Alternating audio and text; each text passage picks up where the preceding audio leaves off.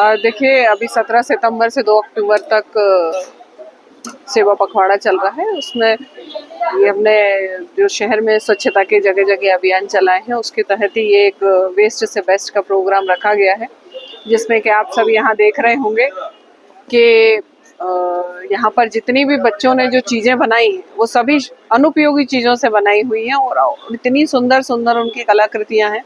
तो आप देखिए कि यहाँ पर जो अनुपयोगी चीज़ों को उपयोग में हम कैसे ला सकते हैं, वो एक प्रयास किया गया है। निश्चित ही ऐसे छोटे-छोटे से प्रयास जो किए जा रहे हैं, वो आने वाले समय में बड़ा रूप लेकर सामने दिखेंगे। और जो आज यहाँ पर एक मैसेज दिया जा रहा है बच्चों को कि हम अनुपयोगी चीज़ें जो हैं उनका उपयोग कैसे कर सकते हैं, ये एक प्रयास है। और निश्चित ही जो बच्चे आज जो प्रयास कर रहे हैं, आने वाले समय में वो सफल होगा।